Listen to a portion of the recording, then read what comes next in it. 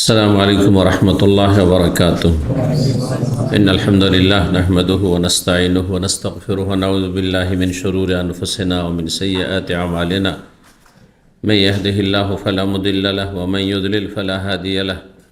وأشهد أن لا إله إلا الله وحده لا شريك له وأشهد أن محمدا عبده ورسوله صلى الله تعالى عليه وعلى آله وصحبه وسلم تسليما كثيرا. أما بعد، فقد قال الإمام البخاري رحمه الله تعالى: حدثني محمد بن المثنى قال حدثنا غندر قال حدثنا شعبة عن هشام عن أبيه عن عائشة رضي الله تعالى عنها أن أبا بكر دخل عليها والنبي صلى الله عليه وسلم عندها يوم فطر أو أضحى وعندها قينتان تغنيان بما تعازفت الأنصار يوم بعاث.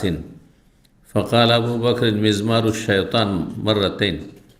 فقال النبي صلى الله عليه وسلم: دعهما يا أبا بكر إن لكل قوم عيدا وإن عيدنا هذا اليوم. সম্মানিত ভাতৃমণ্ডলী, আল্লাহ রাব্বুল আলামিনের প্রশংসা এবং প্রিয় নবী সাল্লাল্লাহু আলাইহি সাল্লামের উপর সালাতু সালামের পর আজ মঙ্গলবার 12 শাবান 1446 হিজরি মোতাবেক 11 ফেব্রুয়ারি 2025 আমাদের ধারাবাহিক আলোচনা আনসারীদের ফজিলত পর্ব নম্বর 21। ইমাম বুখারী রাহিমাহুল্লাহর এই পর্বের হাদিস নম্বর হচ্ছে 3931। অধ্যায় চলে আসছে নবী সাল্লাল্লাহু আলাইহি সাল্লামের মদিনায় আগমন, হিজরত করে নবী সাল্লাল্লাহু আলাইহি ওয়াসাল্লাম এবং সাহাবায়ে কেরামদের আগমন। এ সম্পর্কে গতকালকে একটি আলোচনা হয়েছে। আজকে আমরা শুরু করব এই হাদিস থেকে, যা বর্ণনা করেছেন প্রখ্যাত তাবি হিশাম, তার পিতা উরওয়া ইবনে জুবাইর রাদিয়াল্লাহু তাআলা আনহুমা থেকে। উরওয়াও তাবেই, যদিও নবী সাল্লাল্লাহু আলাইহি ওয়াসাল্লামের কাছাকাছি সময় তার জন্ম, কিন্তু দেখা হয়নি। নবী সাল্লাল্লাহু ইন্তেকালের পরে পরেই তার জন্ম, কয়েক বছর মধ্যে। এবং তার পিতা সাহাবী জুবাইর বিন আওয়াম রাদিয়াল্লাহু তাআলা নবী সাল্লাল্লাহু আলাইহি ওয়াসাল্লামের ফুফাতো ভাই, ফুফুর ছেলে। 10 জন জান্নাতের সুসংবাদ প্রাপ্ত যে আশরা মুবাশশারা, তাদের অন্যতম জুবাইর একজন। তো এই জুবাইরের ছেলে হচ্ছে উরওয়া, আর উরওয়ার ছেলে হিশাম। হিশাম বর্ণনা করেছে তার পিতা উরওয়া থেকে। উরওয়া বর্ণনা করেছেন তার খালা মা আয়েশা রাদিয়াল্লাহু তাআলা আনহা থেকে। ঘটনা ঈদের দিনের, ঈদুল ফিতর অথবা ঈদুল আজহা ছিল। বলছেন, আন্না আবু বকরিন দাখালা আলাইহা, আবু বকর সিদ্দিক রাদিয়াল্লাহু তাআলা আনহু তার বাড়িতে প্রবেশ করলেন, মেয়ের বাড়িতে, জামাইয়ের বাড়িতে প্রবেশ করলেন। অন্নবী ইনদাহা, সেই সময় নবী সাল্লাল্লাহু আলাইহি ওয়াসাল্লাম মা আয়েশা রাদিয়াল্লাহু তাআলা আনহার ঘরেই ছিলেন। ইয়াউমা ফিতরিন আও আদহা, সেই দিনটি হয় ঈদুল ফিতরের দিন ছিল অথবা ঈদুল আজহার দিন ছিল। তাহলে বর্ণনাকারীর সন্দেহ হয়েছে, একটা ঈদ ছিল। ঈদের দিন হচ্ছে খুশির দিন, আনন্দের দিন, কিন্তু আনন্দগুলি জায়েজ হইতে হবে, না জায়েজ চলবে না। কারণ শরীয়তে প্রত্যেকটি ক্ষেত্রে একটি সীমানা, হদুদ রয়েছে, সীমানা অতিক্রম করা যাবে না। জি, শরীয়তের সীমানায় থেকে আপনি আনন্দ ফুর্তি করেন, হ্যাঁ, হাসি খুশি করেন, পরিবার নিয়ে আপনি বিনোদন করেন, জায়েজ বিনোদন। ওয়াইন্দাহ কাইনাতান, সেই সময় মা আয়েশা রাদিয়াল্লাহু তাআলা আনহার ঘরে দুটি নাবালিকা মেয়ে ছিল, নাবালিকা দুটি মেয়ে ছিল। অন্য রিওয়ায়াতে জারিয়াতান রয়েছে, স্পষ্ট শব্দ রয়েছে। তো একটি হাদিস আরেকটি হাদিসের ব্যাখ্যা করে। আর জারিয়া বলা হয় নাবালিকা মেয়েকে, গোলাম বলা হয় বালক, নাবালক ছেলেকে, আর জারিয়া বলা হয় নাবালিকা মেয়েকে, যে সাবালিকা হয়নি।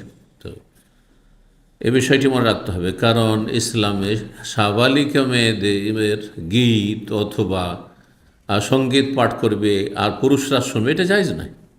কিন্তু নাবালিকা যদি গীত পাঠ করে জায়েজ আছে, বিয়ের দিনে, ঈদের দিনে নাবালিকারা। আর এই গীতগুলি যেন অশ্লীল না হয়, গীতের সেই ক্ষেত্রে একটা সীমারেখা আছে শরীয়তের। কারণ আমাদের সমাজে এগুলো বিয়ে শাদিতে গীত পড়া হয়, এক তো সাবালিকা মহিলারা পড়ে, যেটা হারাম।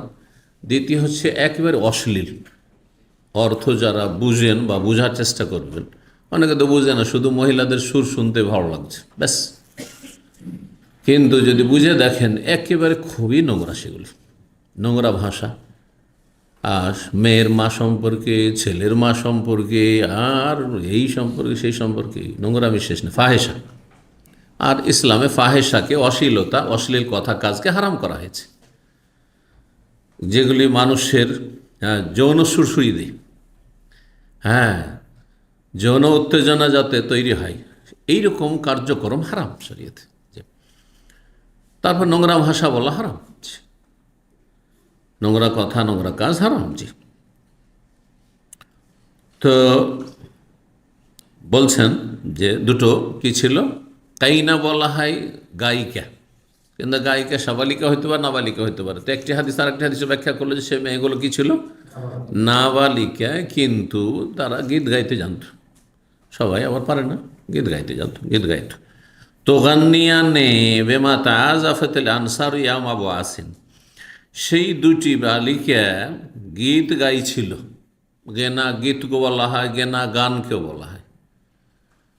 বাংলাতে যখন গীত বলবেন তো সেটা মানুষ বুঝবে যে না গীত, কিন্তু গান বললে সাধারণত নোংরামি ভরা, সেই জন্য কোন ভাষাটি কোন ক্ষেত্রে প্রয়োগ করবে এটা দেখতে হবে। জি, তো তারা গীত গাইছিল, কিন্তু আরবিতে দুটো কি বলা হয়, গানকেও গেনা বলে, হ্যাঁ, আগানি বা অগ্নিয়া বহু বচন, আর গীতকেও বলা হয়। জি, তারা গীত গাইছিল। বেমা তাজ, কি বিষয়ে, বিষয় এখানে স্পষ্ট, তাহলে সেখানে কোনো অশ্লীলতা, নারীর অঙ্গ প্রত্যঙ্গ নিয়ে ছিল না, অথবা কোনো অশ্লীল কথা ছিল না। তাতে কি ছিল, বেমা তাজাফাতিল আনসার ইয়ামা বআস, বআস যুদ্ধকে কেন্দ্র করি, যে মদিনার আওস এবং খাজরাজের মাঝে দীর্ঘ 120 বছর ধরে যুদ্ধ লেগেছিল। গতকালকেও বলেছি, মাঝে মাঝে এই হাদিসটি আসতে থাকে, বলেছি। তো সেই যুদ্ধকে কেন্দ্র করে আনসারীরা যেই গীতগুলি বা সঙ্গীতগুলি তারা আবৃত্তি করেছিল, পাঠ করেছিল।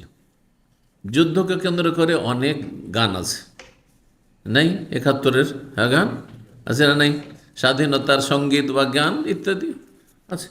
তো ওই রকমই তাদের যে লড়াইগুলো, তো তারা গেয়েছে, কখনো আওস কখনো খাজরাজ, সেগুলি ওই বালিকা মেয়েগুলি গাইছিল। দিন ছিল ঈদের দিন, খুশির দিন, আর খুশির দিনে এইরকম গীত গাওয়া নাবালিকাদের শরীয়তে এর বৈধতা আছে, অনুমতি আছে। ফাকাল আবু বাকরিন, আবু বকর সিদ্দিক রাদিয়াল্লাহু তাআলার সামনে বিষয়টি প্রথম ইসলামে এসেছেন, এগুলো আপত্তি করেন, এটা আবার কি, হ্যাঁ, মেয়েরা গীত গাইবে, মানে তাও নবী সাল্লাল্লাহু আলাইহি ওয়াসাল্লামের সামনে, নবী সাল্লাল্লাহু আলাইহি ওয়াসাল্লামের বাড়িতে। আবু বকর সিদ্দিক রাদিয়াল্লাহু তাআলা প্রবেশ করার পরে বলছেন, মিজমারুশ শয়তান মাররাতে, এ তো শয়তানের বাজনা, মানে শয়তানের আপনার গীত। মিজমার বাদ্যযন্ত্রকে বলা হয়, আর এখানে যেহেতু বাদ্যযন্ত্র ছিল না, আর যদি আরবদের মধ্যে থাকে তো সেটা দফ বা দুফ ব্যবহার করতে হবে। দুফ হচ্ছে এক মুখা ঢোল, একদিকে হয়, দুই দিক থেকে নয়, দুই দিক থেকে যে ঢোল থাকে বাজায়, সেটা হারাম ছিল। কিন্তু বিয়ে শাদিতে ঈদের দিনে যদি গঠনমূলক কোনো সঙ্গীত কেউ পাঠ করে বা আপনার কোনো ছড়া পাঠ করে, আর তাতে যদি এক মুখা যে ঢোল রয়েছে দফ বা দুফ বাজায়, তো জায়েজ আছে। আরবদের মধ্যে বিয়ে শাদিতে দুফ বাজানো আছে, জায়েজ, কোনো অসুবিধা নেই। কারণ বিয়ের দিন হচ্ছে খুশির দিন, কিন্তু খুশিটাও সীমিত আকারে হইতো, নারী পুরুষ একাকার হওয়া যাবে না, নারীরা সাবালিকা নয়। আর তারপরে সাবালিকারাও যদি পাঠ করে তো মহিলা সমাজে হইতে হবে, যেন পুরুষদের কানে যেন এই গীতের আওয়াজ না যায়। এগুলি বাধা নিষেধ মেনে করতে হবে। দুইবার করে বলেন আবু বকর সিদ্দিক রাদিয়াল্লাহু তাআলা, শয়তানের বাদ্যযন্ত্র, শয়তানের বাজনা, এ কি হচ্ছে বাড়িতে? নবী সাল্লাল্লাহু আলাইহি সাল্লাম বললেন, দাহ মায় বাবা করে, আবু বকর এই দুটি মেয়েকে ছেড়ে দাও, হ্যাঁ, তাদেরকে গীত গাইতে দাও। কেন? ইন্না লিকুল্লি কওমিন ঈদান, প্রত্যেক সম্প্রদায়ের খুশির দিন রয়েছে, ঈদের দিন, উৎসবের দিন। ঈদ মানে উৎসব, ঈদ মানে উৎসব। আমাদের উৎসব বছরে দুটি, ঈদ উল ফিতর, ঈদ উল আযহা, অন্যদের উৎসব। প্রত্যেক কমের কি রয়েছে? প্রত্যেক সম্প্রদায়ের উৎসব রয়েছে। ওয়াইন্না ঈদানা হাযাল ইয়াওম, আমাদের উৎসব হচ্ছে এই দিনে, ঈদ উল ফিতর, ঈদ উল আযহা। আমাদের উৎসব অন্য করে দেয়, এই যে এইসব যতগুলি দিবস, সেগুলো আমাদের উৎসব নয়। সুতরাং একজন মুসলিম যথাসাধ্য এগুলো থেকে দূরে থাকার চেষ্টা করবে।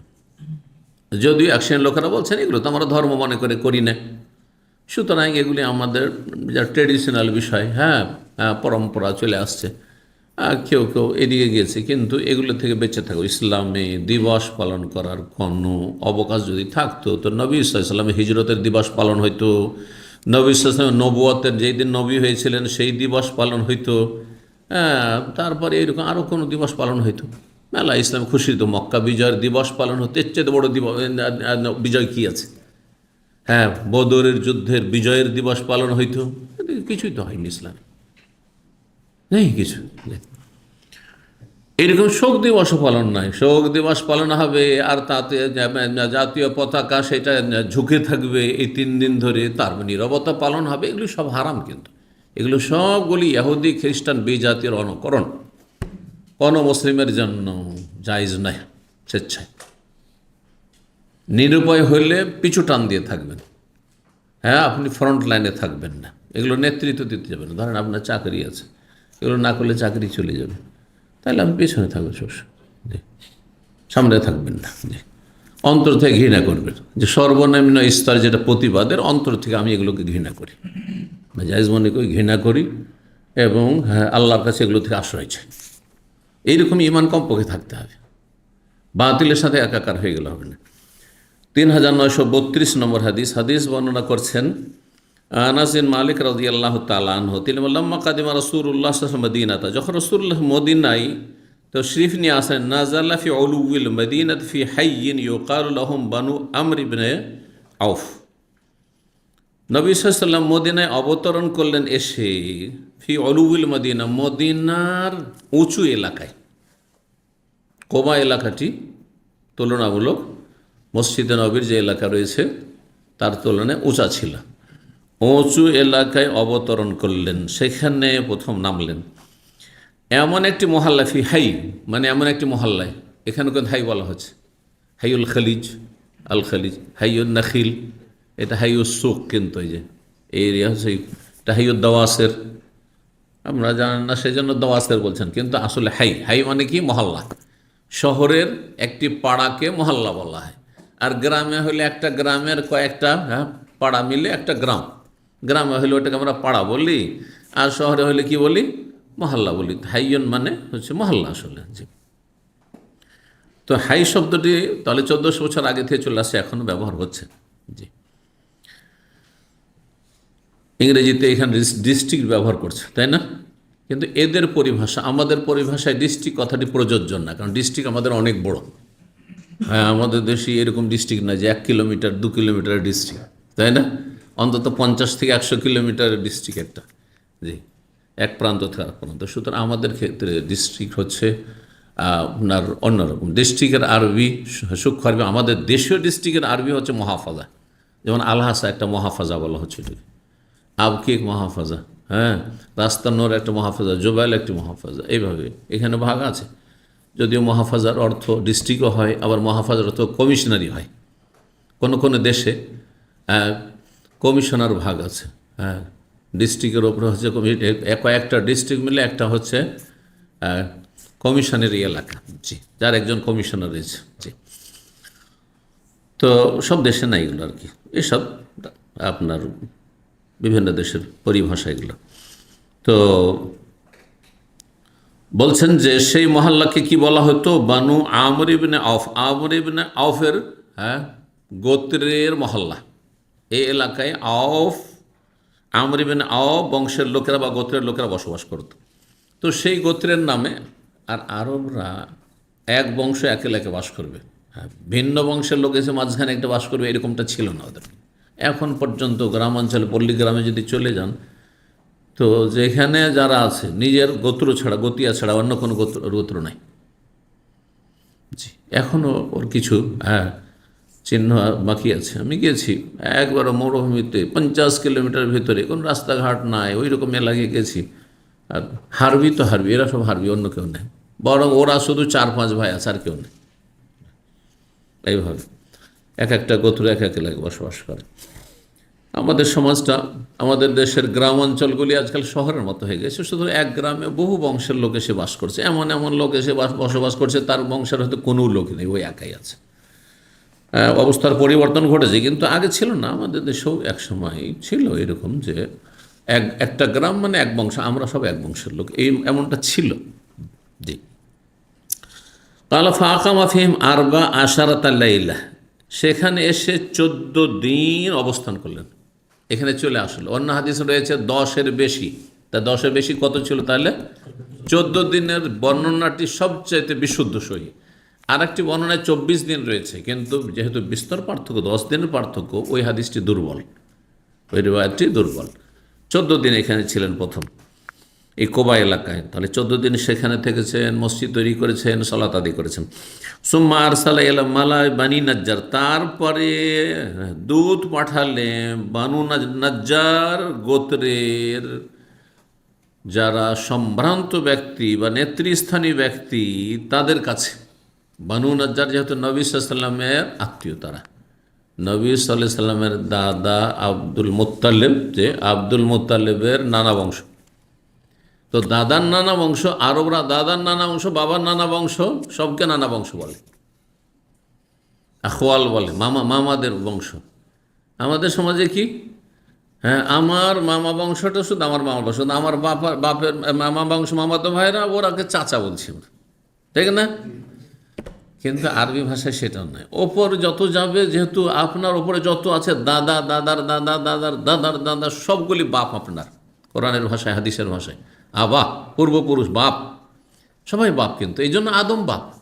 আদম কি করে আমাদের বাপ হইল? এই জন্য বাপ হলো যে সমস্ত বাপের বাপ হচ্ছেন আদম আলাইহিস সালাম। জি। তো এইরকমই ওপরে যারাই যাবে, মায়ের বংশে, মায়ের নানা বংশ আমার নানা বংশ, হ্যাঁ, আমার নানির নানা বংশ, মামা বংশ, ওরাও আমাদের মামা বংশ, নানা বংশ। এটা হচ্ছে ইসলামের ভাষা। কিন্তু তো ওই অর্থে নবী সাল্লাল্লাহু আলাইহি ওয়াসাল্লামের মামা বংশ বলা হয়েছে, যে নবী সাল্লাল্লাহু আলাইহি ওয়াসাল্লাম মামা বংশের বাড়িতে আমেনা বেড়াতে এসেছিলেন, আর তারপরে ওখান থেকে যাচ্ছিলেন, পথে মধ্যে গিয়ে ইন্তেকাল হয়ে গেল। তখন নবী সাল্লাল্লাহু আলাইহি ওয়াসাল্লামের বয়স হচ্ছে মাত্র 1 বছর। হ্যাঁ, হ্যাঁ, তো মা ইন্তেকাল হয়ে গেল। জি। তো মানে সরাসরি আমেনার মায়ের বাড়ি বা বাপের বাড়ি এখানে মদিনায় ছিল না, কারণ আমেনা তিনি কুরাইশ বংশের, আর কুরাইশ বংশ মক্কায় বসবাস করে, পেলেন কোথায় এখানে? সিরাতুন নবীতে এগুলো বিস্তারিত আলোচনা করেছে। 14 দিন থাকলেন। তারপরে বানু নাজ্জার গোত্রের যারা নেতৃস্থানীয় ব্যক্তি, প্রধানদেরকে ডেকে পাঠান, গণ্যমান্যদেরকে। কাল, তারা ছুটে আস। কী জন্য ডেকে পাঠালেন? কারণ এরা এক তো মুসলিম, ইসলাম গ্রহণ করেছে, আনসারি, এরা মুসলিম, ইসলাম গ্রহণ করেছে। 2 নম্বর কথা হচ্ছে নিকটাত্মীয়। তো 2 দিক থেকে একটা শক্ত বন্ধন আছে, ইসলামের বন্ধন আর আত্মীয়তার বন্ধন। তাহলে এরা অন্তত সার্বিক নিরাপত্তার ব্যবস্থা করে নিয়ে যাবে সামনে, কারণ সামনের দিকে যেতে 3টি ইহুদি বংশ বসবাস করছে, আর এরা ইসলামের, মুসলিমের সবচেয়ে বড় শত্রু। নবী সাল্লাল্লাহু আলাইহি ওয়াসাল্লামকে কয়েকবার করে তারা খুন করার চেষ্টা করেছে। জি। শেষে তারা বিষ খাওয়াতে সক্ষম হয়েছে, আল্লাহ হেফাজত করেছেন, বিষের প্রতিক্রিয়া হয়েছে, এসব ঘটনা জানেন। জি। 2 জন এখানে। তো ডেকে পাঠালেন তাদেরকে। ফাজাউ, তারা আসলো, মোতাকাল্লিদি সুয়ুফিহিম, তাদের তরবারি, হ্যাঁ, ঝুলানো অবস্থায়, তরবারি সাথে সুসজ্জিত হয়ে। তাকাল্লাদ মানে তরবারি লটকিয়ে নিয়ে, তরবারি ঝুলিয়ে নিয়ে, তরবারি সাথে প্রত্যেকের ঝুলছে। হ্যাঁ, আর তারা এসেছেন নবী সাল্লাল্লাহু আলাইহি ওয়াসাল্লামকে কী করার জন্য? নিয়ে যাওয়ার জন্য। কোথায়? মদিনায়, হ্যাঁ, কোবা এলাকা থেকে। কেন? ভাষ্যকারগণ বলেছেন যে যেহেতু পথে মদিনায় 3টি ইহুদি গোত্র ছিল, তাদের বলে নিরাপত্তাহীনতার আশঙ্কা ছিল, বা তাদের পক্ষ থেকে কোনো রকমের রিয়াকশান, হ্যাঁ, আক্রমণের আশঙ্কা ছিল আগে থেকেই। এটা একটা বিষয়। আর সেটা যদি নাও থাকে, তো অস্ত্রে সুসজ্জিত থাকলে, হ্যাঁ, কারো যদি অসৎ নিয়ত থাকে, তার সতর্ক সাবধান থাকবে। এটি আমাদের নিরাপত্তা দেওয়া সার্বিক দায়িত্ব আমাদের রাসূলুল্লাহ সাল্লাল্লাহু আলাইহি ওয়াসাল্লামের। এই জন্য তারা অস্ত্রে সুসজ্জিত হয়ে, তরবারিতে সুসজ্জিত হয়ে আসলেন নবী সাল্লামকে নিয়ে যাওয়ার জন্য। কাল ওয়াকান্নি আনজুল রাসূলিল্লাহ আলা রাহিলাতিহি, যেন আমি এখন সচক্ষে দেখছি রাসূলুল্লাহ সাল্লাল্লাহু আলাইহি ওয়াসাল্লাম তার বাহনের পিঠে আরোহণ করে রয়েছেন, আবু বকর রিদফাহ, আবু বকর সিদ্দিক রাদিয়াল্লাহু তার পেছনে বসে আছেন। তাহলে এখানে কোবা মহল্লা থেকে মসজিদে নবী মদিনা আসা পর্যন্ত এখানে কিন্তু একই উঠে দুইজন ছিলেন। এর আগে একটি হাদিসে আমি ব্যাখ্যা করতে গিয়ে কথা বলেছিলাম। জি জি।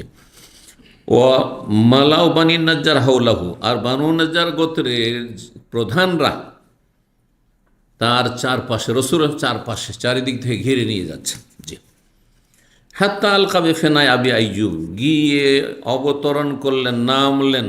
আলকা মানে নিক্ষেপ করা, মানে পালকিকে নামিয়ে রাখা আর নিজে অবতরণ করা, তো ভাব অর্থ হচ্ছে নবী সাল্লাল্লাহু আলাইহি সাল্লাম অবতরণ করলেন আবু আইয়ুব আনসারী রাদিয়াল্লাহু তাআলা আনহুর বাড়ির চত্বরে, বাড়ির সামনে যে উঠান থাকে সেই চত্বরে, ফেনা আঙিনা, উঠান, চত্বর সবই বলা হয়।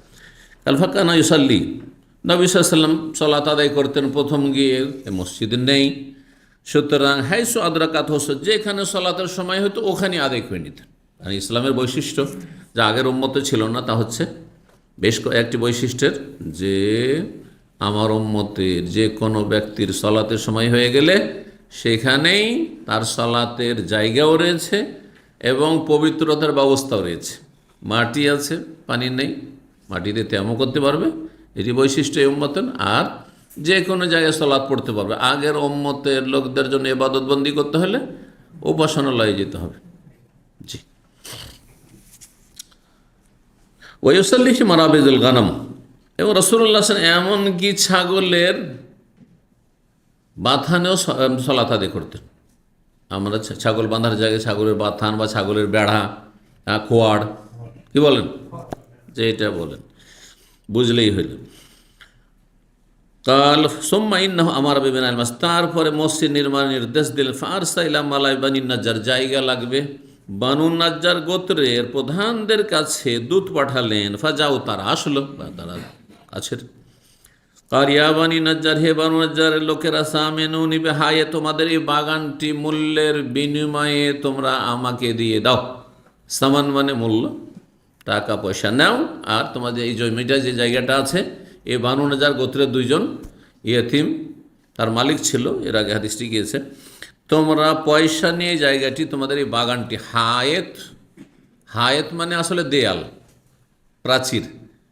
বাগানকে হায়েত কেন বলা হয়? কারণ প্রাচীন যুগে বাগান প্রাচীর দিয়ে ঘেরা থাকতো, বাগান প্রাচীর দিয়ে ঘেরা থাকতো, সেই জন্য। এখনও ফার্মগুলো আরব দেশে সব কিন্তু ঘেরা আছে, তাই না?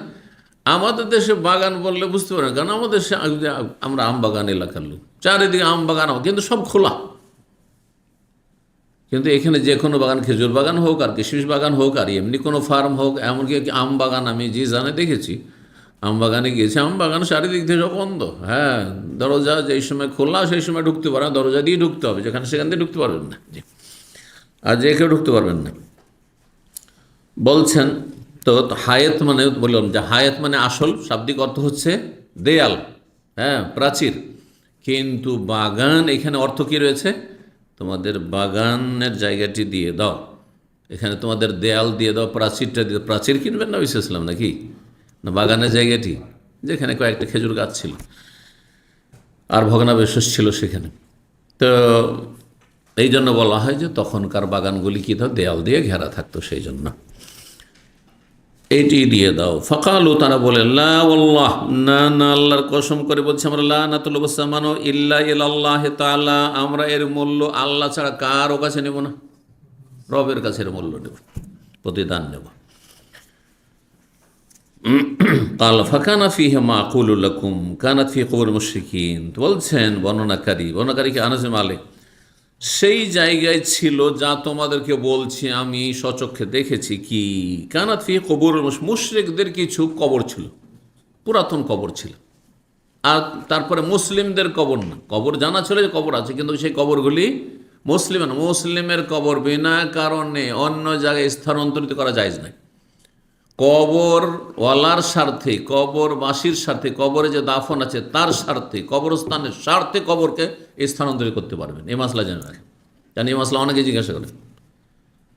বাড়ির পাশেই নিজের পারিবারিক করে কবরস্থান দিয়ে দিয়েছে, তারপরে সে ভিটে মাটি হয়ে গেছে, আর তারপর অনেক মূল্য হয়ে গেছে, বা শহরের জায়গা, একটু জায়গা, সামান্য 1 হাত 2 হাত জায়গার দাম হচ্ছে কোটি কোটি টাকা। তখন লোভ আর সামলাতে পারছে না। তাদের ছেলেরা যারা এইটা কবরস্থান হিসাবে দিয়েছে বা কবর দাফন করার অনুমতি দিয়েছে, তখন বলছে যে এই কবরটাকে আমরা সরিয়ে দিতে চাইছি, আর এখানে আমরা বাড়ি করতে চাইছি, এর ওপর আমরা সিঁড়ি তৈরি করতে চাইছি। হারাম, জায়েজ না, কারণ আপনার স্বার্থে করছেন আপনি। যদি কবরের মাসলাহাত থাকে তাহলে কবরকে জায়গা থেকে অন্য জায়গায় করতে পারবেন, আর যদি আপনার মাসলাহাত থাকে, স্বার্থ থাকে, তাহলে করা জায়েজ না।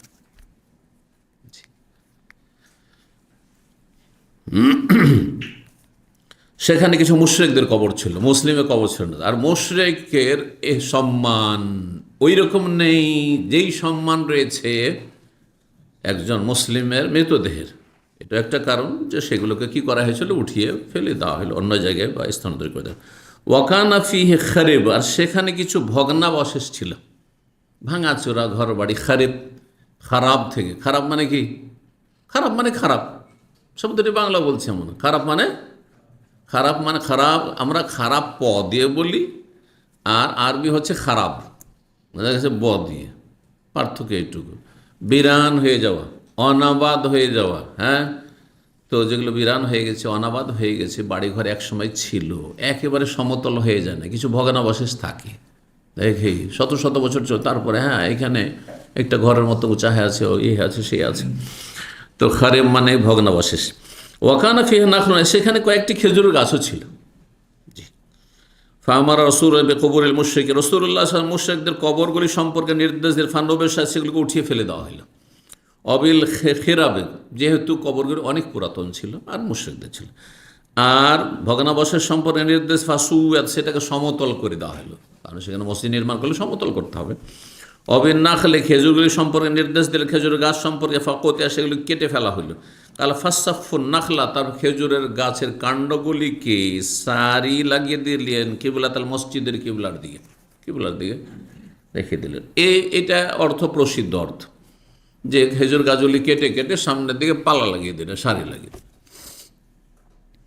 কিন্তু বাংলা অনুবাদক লিখেছে, আমি কোনো আরবি সাহায্য পাইনি, এভাবে বুঝেছে, হতে পারে কেউ লিখতেও পারে, যে ফাসাফু নাখলা, খেজুরের গাছের কাণ্ডগুলিকে মসজিদের কিবলার দিকে খাম্বা হিসাবে বা খুঁটি হিসাবে কি করে দিলেন, দাঁড় করে দিলেন, স্থাপিত করলেন। তাহলে অর্থটা অন্যদিকে চলে, তাই না? এক হচ্ছে গাছগুলো কেটে ফেলে রাখা কিবলার দিকে, আরেকটি হচ্ছে কিবলার দিকে কি করা, সেই গাছের কাণ্ড, খেজুরের কাণ্ডগুলিকে আপনার খুঁটি হিসাবে ব্যবহার করা। এক চালা যে ঘরগুলি হয়, সেই এক চালা ঘরে খুঁটি আছে একদিকে, আর তারপরে চালা নামিয়ে দেওয়া হয়েছে। চারিদিকে খুঁটি লাগে, কিন্তু একদিকে যেই দিকটা আপনার মজবুত খুঁটি লাগে, তো হয়তো এরকম করা হয়েছে, এটা বুঝাতে চেয়েছে তারা। তাহলে ফাজালু এজাদা তাই হে হেজারাতান, তারপরে মসজিদ নববীর দরজা একটি, সেই দরজার যে চৌকাঠ বুঝেন তো, চৌ মানে চার, আর কাঠ মানে কাঠ, চারদিকে কাঠ থাকে। কোথায় থাকে? এই যে দরজার চারিদিকে কি আছে, কাঠ আছে, এটা না হচ্ছে চৌকাঠ। চারিদিকে রাস্তা গেছে, আমরা বলি চৌরাস্তা। জি হ্যাঁ, এখান থেকে, তো এই শব্দটি এখান থেকে এসে, কিন্তু এজাদা দুই দিকে, বিশেষ করে দুই দিকে কাঠ, ওপরে আছে নিচে আছে, কিন্তু দুই দিকে অবশ্যই লাগবে দরজা সেট করার জন্য। তো বলছেন ওয়াজালু এজাদাতাইহি, এই মসজিদ নববীর দরজার দুটি চৌকাঠ পাথরের নির্মাণ করলেন। তাহলে সেই চৌকাঠটি কিসের ছিল? কাঠ ছিল না, পাথর ছিল। কালা জালু ইয়ানকুলুনা যাকা সাখরা, আর তারপরে সাহাবাই কেরামগণ রাসূলুল্লাহ সাল্লাল্লাহু আলাইহি ওয়াসাল্লাম পাথর নিয়ে এসে মসজিদ নববী নির্মাণ শুরু করলেন। পাথর নিয়ে আসতে, নাকাল ইয়ানকুলু মানে এক জায়গাতে আরেক জায়গায় নিয়ে আসা, পাথর নিয়ে আসতে লাগলেন।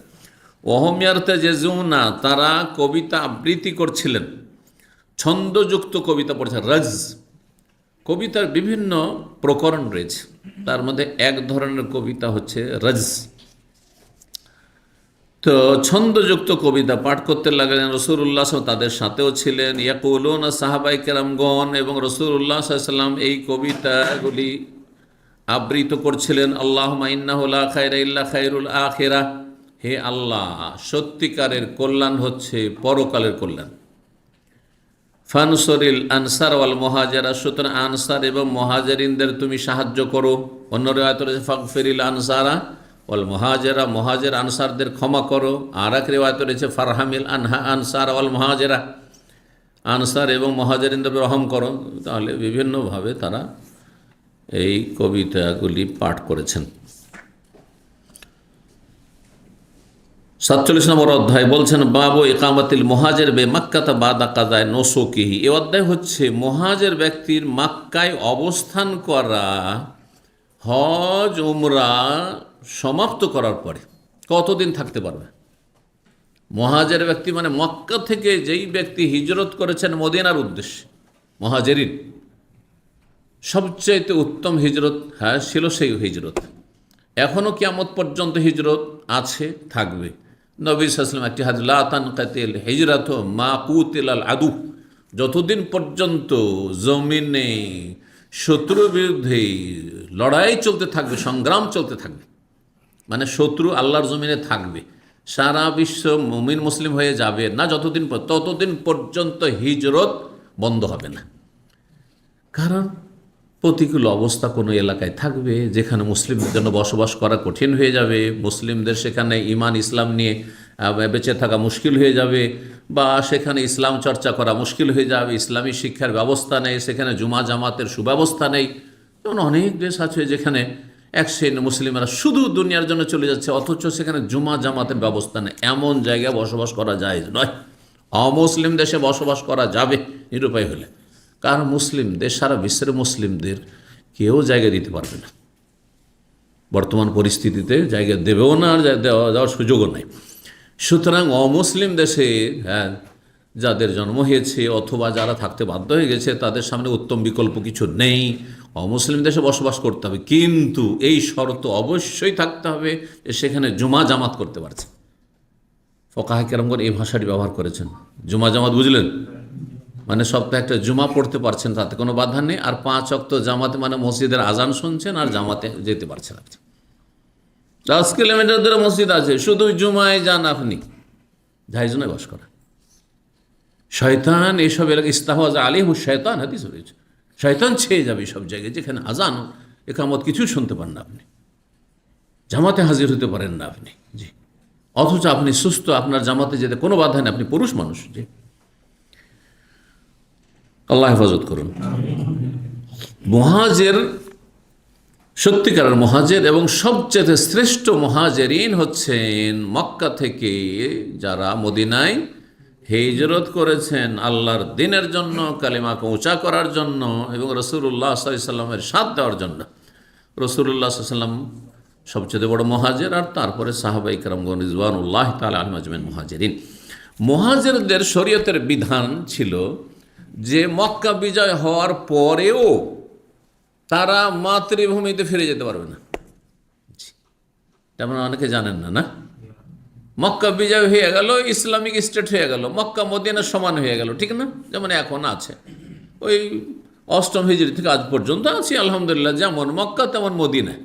অন্যদের জন্য কিন্তু মক্কা থেকে যারা হিজরত করে একবার চলে এসেছেন, যেমন আবু বকর হিজরত করে চলে এসেছেন, ইবনে মাসউদ হিজরত করে চলে এসেছেন, আর তারপরে অন্য সাহাবাইকে হিজরত করে চলে এসেছেন, হ্যাঁ, যদি তারা মনে করেন যে আর মদিনায় থাকবো না, চলে মক্কায় থাকতে লাগে, যাই ছিল না, হারাম ছিল, জি হ্যাঁ। মক্কা বিজয়ের পরে যখন সমান সমান হয়ে গেছে মক্কা মদিনায়, 2 জায়গায় ইসলাম পালন একই রকম, 2 জায়গায় অনুকূল পরিবেশ ইসলামের জন্য, তারপরে তাদের জন্য হারাম ছিল। কিন্তু কোনো ছাড় আছে কিনা যে 1-2 দিন থাকতে পারবো? শরীয়তের বিধান হচ্ছে তুমি হজে যেতে পারবে, যে কয়দিন হজে লাগে আর উমরায় যেতে পারবে যেটুকু সময় উমরায় লাগে, আর হজ উমরা শেষ করার পরে তুমি 3 দিন থাকতে পারবে, এর বেশি 4 দিন করতে পারবে না। 4 দিন করলে হারাম কাজ করবে। এই মাসলাটি এখানে এই হাদিসে আসছে। এই অধ্যায় ইমাম বুখারী এই জন্য নিয়ে এসেছেন। বাবু ইকামাতিল মুহাজির, এই অধ্যায় হচ্ছে মুহাজির ব্যক্তির অবস্থান করা, মুকিম হওয়া, এখান থেকে ইকামত থেকে অবস্থান করা মক্কায়, বাদা কাজায় নসুকিহি, হজ সম্পন্ন করার পরে বা উমরা সম্পন্ন করার পরে। কেন 3 দিন? এই জন্য 3 দিন পর্যন্ত মুসাফির। 3 দিন পর্যন্ত আপনি কি মক্কা আছি, কিন্তু আমি মুকিম হইনি, মুসাফির আছি। কিন্তু যখনই 4 দিন হয়ে গেল, তখন সবচেয়ে সতর্কতামূলক মত এবং সবচেয়ে বলিষ্ঠ মত যে মুসাফির আর মুকিমের সময়কালের ক্ষেত্রে কতদিন মিয়াদ, এই ক্ষেত্রে কেউ বলছে 19 দিন, তো কেউ বলছে যে আজীবন। যদি আপনি টেম্পোরারি একামার কোনো ঠিক নেই, যে কোনো সময় এক্সিট লেগে যেতে পারে, কিন্তু বলছে তুমিও মুসাফির, আপনাদেরকে অনেক মুসাফির বলছে, এও ফতোয়া আছে, সব রকম ফতোয়া আছে। আর কেউ বলছে যে 15 দিন, যেমন হানাফি মাযহাব বলছে 15 দিন হাদিস যায়ীফ। আর শেখুল বাজ রাহিমাহুল্লাহ অধিকাংশ ওলামারা এটি সবচেয়ে মজবুত মত। আর সতর্কতা এতে রয়েছে, কারণ আল্লাহ যদি আপনার ওপরে 4 রাকাত ফরজ করেন, মানে আপনি মুকিম হয়ে গেছেন, তাহলে 4 রাকাত ফরজ, তাই না? জোহর, আসর, এশা, আর আপনি 2 পড়ে নিলেন, ক্ষমা পাবেন? হ্যাঁ, না পাপিষ্ট হয়ে মরবেন? হ্যাঁ, ঠিক কিনা? কিন্তু আল্লাহ আপনাকে ছাড় দিয়েছেন, 2 পড়লেই চলতো হয়তো, কিন্তু আপনি 4 পড়লেন, অসুবিধা আছে? কোনো অসুবিধা নেই, আল্লাহ ছাড় দিয়েছেন, আমি ছাড় নিলাম না। সাদাকা, হাদিস হয়েছে সাদাকা তো তা সাদাকা আল্লাহ আলাইকুম, আল্লাহ সাদকা দিয়েছেন, সাদকা নিতেও পারি, নাও নিতে পারি। অভাবী লোক কেউ আছে এখানে, চাকরি নেই, বাকরি নেই, কিচ্ছু নেই, কাজ নেই, কর্ম নেই, বলছে ভাই 100 রিয়াল নাও, এটা আমার পক্ষ থেকে সাদকা, তুমি খাওয়া দাও। বলছে না না, আমি সাদকা নেব না। অধিকার আছে না নেই তার? আমি নেব না ভাই, আল্লাহ ভরসা দেখি, কালকে আবার রুজি তলাশ করি, কিন্তু আমি সাদকা নিব না। ঠিক ওই রকমই এই জন্য হানাফি মযহাব ছাড়া সমস্ত মযহাবে কসর করা হচ্ছে সুন্নাত, ওয়াজিব নয়। একমাত্র হানাফি মযহাব বলছে কসর করা ওয়াজিব। যার ফলে যারা হানাফি মযহাব প্রভাবিত, তারা পেরেশান হয়ে যায় যে শেখ এখন কসর করব না, আমি কি করব, পুরা নামাজ পড়বো না। যেখানে সন্দেহ হবে, ফর্মুলা যেখানে সন্দেহ হবে যে এখানে আবার যেন কসর চলবে না চলবে না, এই সময় হয়ে গেছে, কসর চলবে কি চলবে না, এত দূর হয়েছে, হ্যাঁ কসর চলবে কি চলবে, আর ডেইলি আমি এখান থেকে ট্রিপ নিয়ে যাচ্ছি, রিয়াদ যাচ্ছি, জুবাইল যাচ্ছি, খাবজি যাচ্ছি, তো কসর চলবে কি চলবে না আমার জন্য সন্দেহ হচ্ছে, পুরা নামাজ পড়েন, সন্দেহের ঊর্ধ্বে চলেন। এতে আপনার কি রয়েছে? নিরাপত্তা রয়েছে। আপনি আল্লাহর কাছে আসামের কাঠগড়ে হাজির হবেন না। আল্লাহ যদি বলে যে তোর তো 2 ফরজ করেছিলাম, আল্লাহ অসুবিধা নেই, 2 আদায় করে প্লাস করেছিলাম, সতর্কতামূলক, কোনো অসুবিধা নেই। কিন্তু আল্লাহ যদি বলে তোর তো 4 ফরজ ছিল জোহর, তুই 2 কেন পড়েছিস, কি জবাব দিবেন? কোনো জবাব নেই। সহজ ভাষায় মাসলা বুঝে রাখেন। তো যাই হোক, 3 দিন পর্যন্ত যেহেতু মুসাফির, তো মুসাফির হয়ে তুমি মক্কায় থাকতে পারো, কিন্তু 4 দিন 5 দিন 7 দিন থাকবে, তুমি তো মক্কায় মুকিম হয়ে গেলে, তাহলে তোমার বাড়ির মতো হয়ে গেল। না না, চলবে না, তাড়াতাড়ি তুমি মদিনা ফিরে আসো। 3933 নম্বর হাদিস বর্ণনা করছেন আব্দুর রহমান ইবনে হুমায়দ আজ-জুহরি। তিনি বলছেন সামিআত উমর ইবনে আব্দুল আজিজ রাহিমাহুল্লাহ, উমর আব্দুল আজিজ রাহিমাহুল্লাহ, তিনি খোলাফায়ে রাশেদিন, 4 খলিফার পরে সবচেয়ে শ্রেষ্ঠ খলিফা ছিলেন, 5ম খলিফায়ে রাশেদ। আর যদি আর একটু সূক্ষ্ম করে বলেন 6ষ্ঠ খলিফা রাশেদ। 6 জনকে খলিফা রাশেদ বলা হয়েছে: আবু বকর, ওমর, ওসমান, আলী, আর হাসান। 5 নম্বর, 6 মাস মাত্র। এই 6 মাস অল্প সময়, সেজন্য কেউ কেউ তাকে উল্লেখ করেননি, কিন্তু তিনি খলিফা রাশেদ। তারপরে 6 নম্বরে ওমর আব্দুল আজিজ। যদি ওমর আব্দুল আজিজের যুগ হচ্ছে আপনার 98, 99, 100 হিজরি, মাঝখানে অনেক গ্যাপ বনু উমাইয়ার অনেক রাজাদের, 20 বছর মুআবিয়া রাদিয়াল্লাহু সাহাবী ইবনে সাহাবী ইবনে আবি সুফিয়ান, তারপরে খলিফা রাশেদরা। তিনি খায়রুল মুলুক, সবচাইতে শ্রেষ্ঠ রাজা বাদশাহ, কিন্তু তিনি খলিফায়ে রাশেদ না। আর রাজা বাদশাহকে, রাষ্ট্রপতিকে, প্রধানমন্ত্রীকে এমনি সাধারণ ভাষায় খলিফা বলা যায় যাচ্ছে, পরিভাষায় যায় যাচ্ছে, কিন্তু খলিফায়ে রাশেদ না।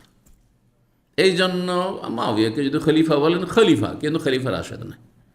পক্ষান্তরে এই 6 জনকে যদি খলিফা রাশেদ বলেন, আপনি সহি কথা বললেন, আপনি তাদের হক আদায় করলেন। জি, যেহেতু উমাইয়া বংশের যত জুলম অত্যাচার আর শোষণ নিপীড়ন ছিল, আর স্বজনপ্রীতি ছিল, আর দুর্নীতি ছিল, আর আপনার যে রাষ্ট্রীয় সম্পদ বাইতুল মাল যে তারা নিজের ব্যক্তি মালিকানাধীন করে ফেলেছিল, সমস্তকে বাতিল করে বাড়িতে যা কিছু ছিল, হ্যাঁ, রাজ প্যালেসে যা কিছু ছিল সমস্ত কিছু বাইতুল মালে জমা করে দিয়েছিলেন। স্ত্রী ফাতেমা বিনতে আব্দুল মালিক, রাজার মেয়ে, 3 রাজা তার ভাই। সুবহানাল্লাহ, এমন কোন রাজা পৃথিবীতে আসেনি যে তার শ্বশুর রাজা আর শালা, 3 শালা রাজা, বিরল।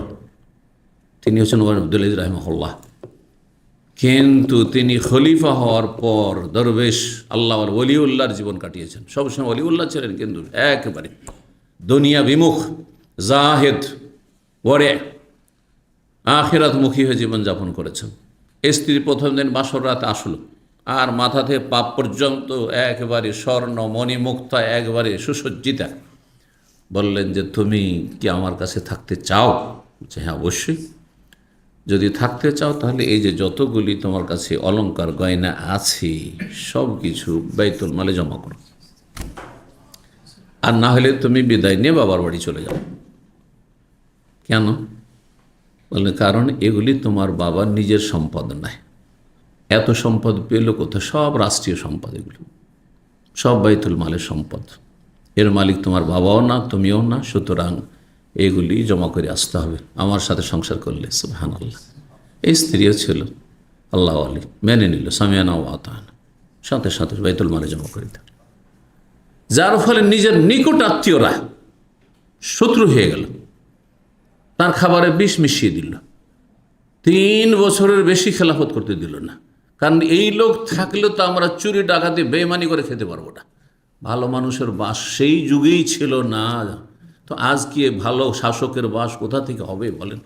চারিদিকে চোর আর চোর, ডাকাত আর ডাকাত, আর জি, দুর্নীতির শেষ নাই। এর মাঝখানে ভালো মানুষ হয়ে থাকা খুবই মুশকিল, যার ফলে নেতৃত্বে যাওয়াটা বড়ই জটিল বিষয়, ঝুঁকিপূর্ণ বিষয়। জি, রাসূলুল্লাহ সাল্লাল্লাহু আলাইহি ওয়াসাল্লাম এই জন্য নেতৃত্ব থেকে পলায়ন করতে বলেছেন। পালাবার চেষ্টা করে আল্লাহর বিশেষ সাহায্য হবে, আর শখ করে যখন নেওয়ার চেষ্টা করে, যেমন নেতা হওয়ার স্বপ্ন, অনুকূল পরিবেশ হয়েছে, এখন আমরা নেতা মাথা হব, আল্লাহর সাহায্য হারিয়ে যাবে। আল্লাহ কোনো সাহায্য অসহায় ছেড়ে দেবেন। জি, নবী সাল্লাল্লাহু আলাইহি হাদিস, ইন উতিতাহা আন মাসআলাতিন ওকিলতা ইলাইহা, তুমি চেয়ে যদি আশা আকাঙ্ক্ষা যে আমি নেতা হব, মাথা হব, তাহলে তোমাকে তোমার হাওয়ালা করে দেয়, চালা, তুই কেমন করে চালাবি দেশ, চালা। ওয়াইন উতিতাহা আন গায়রি মাসআলাতিন, তুমি চাইছো না, জবরদস্তি তোমার কাঁধে চাপিয়ে দেওয়া হয়েছে নেতৃত্ব ক্ষমতা, তাহলে ওয়াইনতা আলাইহা, তাহলে আল্লাহর পক্ষ থেকে তোমাকে আনত সাহায্য করা হবে। আল্লাহ হেফাজত করুন। তো ওমর আব্দুল আজিজ রাহিমাহুল্লাহ, ইয়াসআলু সায়েব ইবনে উখতিন নামর, তিনি জিজ্ঞেস করছেন সায়েব বিন উখতিন নামরকে, মা সামাইতা ফি সুকনা মক্কা, তুমি কি শুনেছো মক্কায় বসবাস সম্পর্কে? যে মুহাজির যারা হিজরত করে চলে এসছে মদিনা, মক্কা গিয়ে কি বসবাস করতে পারবে? আর পারলে কদিন থাকতে পারবে সেখানে গিয়ে? কালা, তখন তিনি বললেন, সামিতুল আলা ইবনুল হাজরামি, আলা ইবনে হাজরামি রাদিয়াল্লাহু তাআলা আনহু, প্রখ্যাত সাহাবী থেকে শুনেছি। আলা ইবনুল হাজরামি এই অঞ্চলের জন্য প্রখ্যাত সাহাবী, বিশেষ করে কি জানেন? আলা ইবনে হাজরামি রাদিয়াল্লাহু তাআলা আনহুকে এই অঞ্চলে নবী সাল্লাল্লাহু আলাইহি ওয়াসাল্লাম গভর্নর করে পাঠিয়েছিলেন। আল-হাসা থেকে শুরু করে এই কাতিফ পর্যন্ত। সিরাতের কিতাবাদিতে, সাহাবায়ে কেরামদের জীবনীর কিতাবাদিতে আল-হাসার কথা রয়েছে, যার নাম হাজার ছিল, আর কাতিফের নাম রয়েছে দারিন পর্যন্ত রয়েছে। দারিন জানেন? জি, দারিন রয়েছে। দামাম ছিল না, দামাম সাগর থেকে উঠেছে পরে, দামামের বয়স বেশি না, 100 বছর বা তার একটু কম বেশি। জি, এই এলাকায় আলা ইবনুল হাজরামি রাদিয়াল্লাহু তাআলা এসেছেন, তিনি গভর্নর হয়ে এসেছিলেন। আর এই এলাকা থেকে আবু উবাইদুল জাররাহকে পাঠিয়েছেন রাসূলুল্লাহ সাল্লাল্লাহু আলাইহি ওয়াসাল্লাম। এই এলাকায় মজুসিরা, কারণ এখান থেকে ইরান কাছে, পারস্য দেশ কাছে মজুসি অগ্নিপূজকরা বসবাস করতে এলাকায়, তাদের কাছ থেকে জিজিয়া কর নেওয়া হইতো, তাদের জমি থেকে খারাজ ট্যাক্স নেওয়া হইতো, এবং এখান থেকে যে জাকাতের ধন সম্পদ, এইসব সম্পদগুলি নিয়ে আবু আবদুল জাররাহ রাদিয়াল্লাহু তাআলা আশ্রম বাসার অন্যতম, তিনি 10 জনের একজন জান্নাতের সুসংবাদ প্রাপ্ত, তিনি ভোর রাত্রে গিয়ে মদিনা মুনাওয়ারায় পৌঁছিলেন। সাহাবায়ে কেরাম রাতেই খবর পেয়ে গেছে যে আবু আবদুল জাররাহ অনেক ধন সম্পদ নিয়ে এসেছে, স্বর্ণ চাঁদি টাকা পয়সা অনেক সম্পদ নিয়ে এসেছে। ফজরের সালাতে মসজিদে নবীতে ভিড় ভাড় লেগে গেছে, সবাই আশা করছে যে সবাইকে দেওয়া হবে। জি, নবী সাল্লাল্লাহু আলাইহি ওয়াসাল্লাম, সহিহ বুখারীতে হাদিস রয়েছে, নবী সাল্লাল্লাহু আলাইহি ওয়াসাল্লাম বলেন যে মালুল বাহরাইন, হাদিসটিতে রয়েছে বাহরাইনের ধন সম্পদ। বাহরাইন, এই এলাকা বাহরাইন বলা হইতো, এলাকা কি বলা হইতো? বাহরাইন। বাহরাইন মানে 2 সাগর, এখানে দেখেন 3 দিক থেকে সাগর ঘেরা আছে এলাকাটি। জি হ্যাঁ, একটা দিক শুধু খোলা আছে, রিয়াজের দিকের দিকে খোলা শুধু, তাই না? তো বলছিলাম এই আলা ইবনুল হাযরামী রাদিয়াল্লাহু তাআলার কথা। এই জন্য এই এলাকায় একটি রাস্তা আছে যার নাম শারে আলা ইবনুল হাযরামী। এটা টয়োটার আশেপাশেই দেখেছি আমি। জি হ্যাঁ, দেখবেন লেখা আছে আলা ইবনুল হাযরামী রাদিয়াল্লাহু তাআলা। কাল রাসূলুল্লাহ সাল্লাল্লাহু আলাইহি ওয়াসাল্লাম বলেছেন, তাহলে বর্ণনাকারী আলা ইবনুল হাযরামী, তিনি বলছেন রাসূলুল্লাহ বলেছেন সালাসুন লিল মুহাজির বাদাস সাদরে, মুহাজির ব্যক্তি যে মক্কা থেকে হিজরত করে মদিনায় চলেছে তার জন্য 3 দিনের ছাড় রয়েছে। বাদাস সাদরে মানে বাদা তাওয়াফিল ওয়াদাই, বিদায় তাওয়াফের পরে। বিদায় তাওয়াফের কয়েকটি নাম রয়েছে। বিদায় তাওয়াফের একটি নাম হচ্ছে তাওয়াফুল ওয়াদা বা ওয়েদা, দুটাই। আমরা ওইটাকে ওয়াজের ওয়েকে বেদা করে দিচ্ছি, হ্যাঁ, তাওয়াফে বেদা, বা ওইটাকে বাংলা তখন করলে কী করছি, বিদায় তাওয়াফ, তাই না? জি হ্যাঁ, ওখান থেকে কিন্তু বিদায় শব্দটি এসেছে, ওয়াদা থেকে বা বিদা থেকে। জি, হাজ্জাতুল ওয়াদা, হাজ্জাতুল ওয়েদা, নবী সাল্লাল্লাহু আলাইহি ওয়াসাল্লাম যেহেতু বিদায় দিয়েছেন যে এই বিদায় নিলাম আর দেখা হবে না, সেজন্য বিদায় হজ বলা হয়, ঠিক, হাজ্জাতুল ওয়াদা ওয়েদা। তাহলে তওয়াফে বেদা, বিদায় তওয়াফ। আরেকটি হচ্ছে তওয়াফুস সাদর, সাদারা আস্তর মানে কোনো জায়গা থেকে প্রস্থান করা, ডিপারচার করা। তো এই শেষ তওয়াফ, হাজি সাহেবরা শেষ তওয়াফ করার পরেই কি করতে হবে, মক্কা থেকে রওয়ানা দিতে, প্রস্থান করতে হবে, এই জন্য এর নাম হচ্ছে তওয়াফে সাদর। জি, আর এই তওয়াফের আরেকটি নাম হচ্ছে তওয়াফে আখিরিল আহদ, কারণ একটি হাদিস রয়েছে লা ইয়ানফারান্না আহাদুকুম মিন হাযাল বাইতি, এই মক্কায় যারা হজে আসবে হাজি সাহেবরা কেউ যেন এখান থেকে চলে না যায়, হাত্তা ইয়াকুনা আখিরা আহদিহিম বিল বাইত, যতক্ষণ পর্যন্ত তার শেষ সাক্ষাৎ না হয় বাইতুল্লাহর সাথে, মানে শেষ তওয়াফ করতে হবে। এটা হজের ক্ষেত্রে ওয়াজিব, ওমরার ক্ষেত্রে নয়, কিন্তু ওমরার ক্ষেত্রে কেউ করলে জায়েজ বা মুস্তাহাব বলা যেতে পারে, যে শেষখানে একটা ওমরা, একটা তওয়াফ করে নিই। কিন্তু এটা এমন সুন্নত নয় যে সুন্নতে মুআক্কাদা বা সুন্নাত, কারণ সাহাবায়ে কেরাম থেকে এরকম কোনো প্রমাণ নেই স্পষ্ট, যার ফলে কেউ যদি সুন্নত বলে তো ভুল বলবে, ঠিক আছে। তবে ভালো মুস্তাহাব বলা যেতে পারে যে শেষখানে আপনি কাবার সাথে দেখা করে আসেন, কাবায় তওয়াফ করে আসেন, বিদায় নিলেন, তো নিয়ে থাকতে পারবেন। 48 নম্বর অধ্যায় বলছে বাবু তারিখ, এই অধ্যায় হচ্ছে তারিখ সম্পর্কে। আরবি তো তারিখ, বাংলাও তারিখ, সুবহানাল্লাহ, অন্য ভাষা তার মানে শহীদের মতো ব্যাপার স্যাপার। শহীদ শব্দের বিকল্প আর পেল না। আরে কোরবানির অর্থ পেয়েছে, কোরবানি মানে উৎসর্গ করা, তাই না? কোরবানি মানে উৎসর্গ করা, কিন্তু শহীদের অর্থ করতে পারলো না। হ্যাঁ, এই ভাষাবিদরা ওই ইসলামেরটাকে নিয়ে কাড়াকাড়ি করে অমুসলিমকে শহীদ, হ্যাঁ, আল্লাহর দুশ্মনকেও শহীদ, হ্যাঁ, যে পেটের জন্য মরল সেও শহীদ। 2 দিক থেকে 2 মোল্লা লড়াই করছে, এই মোল্লা ওই মোল্লাকে মারছে টুপি দিয়ে, এইদিকে আল্লাহ আকবার, ওই দিকে সব শহীদ। কিছু শহীদ এগুলো সব আল্লাহর কালেমাকে উঁচা করার জন্য যদি কেউ মারা যায় তাহলে শহীদ। মান কাতালা লিতাকুনা কালিমাতুল্লাহি আল উলিয়া ফাহুয়া ফি সাবিলিল্লাহ। লড়াই তাহলে জমির জন্য লড়াই করলেও শহীদ নয়, একমাত্র আপনার নিজের জমি বা নিজের বাড়ি আর বাড়ি দখল করেছে, অথবা নিজের বাড়ির হেফাজতের জন্য, অথবা স্ত্রীর হেফাজতের জন্য, ছেলে মেয়ের হেফাজতের জন্য, তাহলে তখন হাদিসে শহীদ বলা হয়েছে। কিন্তু যদি স্বার্থ থাকে না, ইসলাম নাই, আমাদের জমি দখল করেছে, জমি চেপে চলে এসেছে অমুক দেশ, সেই জন্য আমরা, হ্যাঁ, আমাদের দেশের জমি উদ্ধার করার জন্য লড়াই করছে, শহীদ, ওইগুলো শহীদ নয়, এটাও শহীদ নয়। জমি নিলেন ধরেন, আর ইসলামের কিছুই করলেন না, তো কী লাভ করলেন? ইসলামের কোন খেদমতটা হলো বলুন তো দেখি? তো তারিখ ওই রকমই তারিখ। হ্যাঁ, ইংরেজি এটা পেরেছে, একটু ডেট করেছে, কিন্তু বাংলায় আছে কিছু? হ্যাঁ, আমার তো জানা নেই। বাবু তারিখ, এই অধ্যায় হচ্ছে তারিখ সম্পর্কে। মিন আইনা আর রাখো তারিখ, সাহাবাই কেরাম বা সালাফগণ তারিখ কখন থেকে শুরু করেছিলেন, কোন বিষয়টিকে কেন্দ্র করে তারা তারিখ গণনা শুরু করেছিলেন, বছরের তারিখ গণনা শুরু করেছিলেন। জি, কি? তাহলে ইসলামের তারিখ হচ্ছে আরবি তারিখ, ইসলামী তারিখ, আর সেটা হচ্ছে মহরম থেকে শুরু আর জিলহজ মাসে গিয়ে শেষ। জি, হিজরি, তারিখ আল হিজরি, হিজরত থেকে হাদিস চলে আসছে 3934 নম্বর হাদিস। হাদিস মনে করেন সাহেব বিন সাউদ রাদিয়াল্লাহু তাআলা, তিনি বলছেন মা আদ্দু মিন মাবআসিন নবী সাল্লাল্লাহু আলাইহি ওয়াসাল্লাম, সাহাবায়ে কেরামগণ নবী সাল্লাল্লাহু আলাইহি ওয়াসাল্লামের নবুয়ত প্রাপ্তির সময়কাল থেকেও বছর গণনা বা তারিখ গণনা শুরু করেননি, সাল গণনা শুরু করেননি। ওয়ালা মিন ওয়াফাতিহি, নবী সাল্লাল্লাহু আলাইহি ওয়াসাল্লাম মানে ইন্তেকালের সময়কে কেন্দ্র করেও বছর গণনা শুরু করেননি।